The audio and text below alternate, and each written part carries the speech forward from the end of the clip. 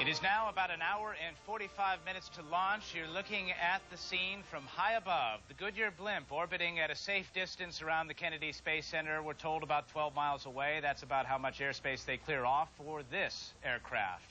The Space Shuttle Discovery scheduled now for liftoff in less than an hour and 45 minutes. And providing our coverage from above is the blimp Stars and Stripes. At the controls, Captain Jim Maloney from Vienna, Virginia. This year is Goodyear is celebrating its 100-year anniversary and 72-year anniversary for its blimp fleet. There is the Stars and Stripes, an appropriate name for a blimp on a day like today, I should say.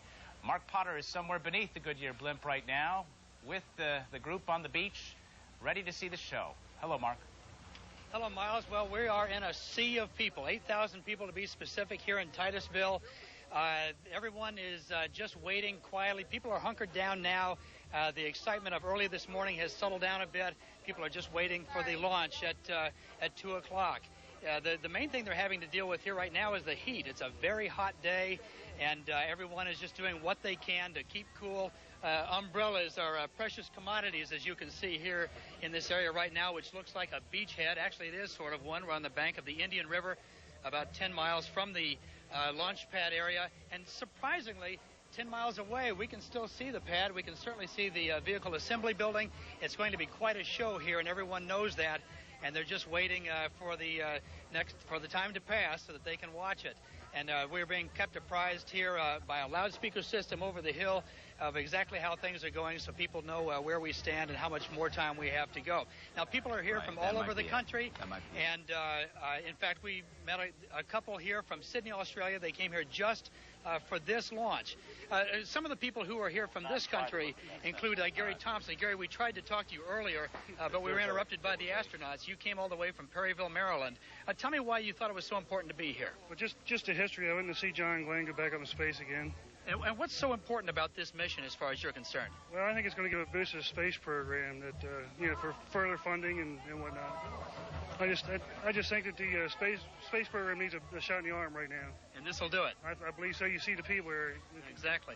Alice and Bob Wills are here from Cleveland, Ohio, the state where Senator Glenn is from. Right. Tell me why you thought it was so important to come here for this. Well, we wanted to represent our city, which is a space town with NASA there, and also a great city to live, and our family and our church from Grace Baptist, and Glenn has always been real special to us.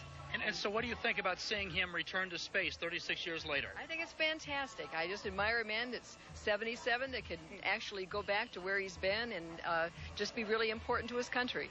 And Bob, what do you think about the importance of this to the country itself? Well, it's the first one I've ever seen live, and I'm really going to enjoy that. But John's kind of special to us, and we'd like to see him go up the second time. I saw him on TV go up the first time, and you kind of look at somebody else and it was over.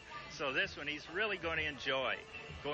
And there's been some controversy about this flight. Some people are critical, saying that the science is not real science, that it's just a pretext for a nostalgic visit back. What do you think about that? Well, or does it matter? I really don't know whether that's true or not, but I know what does matter, and that is John is getting everybody all excited again about going up to space.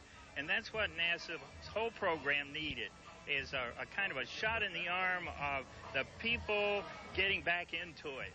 So I think if nothing else, that is a real value. Well, we appreciate talking with all of you. Enjoy the show. Good to see you. It's going to be quite some show here. We're going to have a good view right over here to the left of the VAB, the vehicle assembly building, and we're all looking forward to it. Again, a crowd of 8,000 people here, an estimated crowd of 250,000 to 300,000 in the entire Brevard County area here watching this event. Miles, back to you. All right, Mark Potter enjoying himself out there. Once again, a spectacular view on a spectacular day from the Goodyear blimp as we look at Florida's Space Coast in preparation for the launch of Discovery.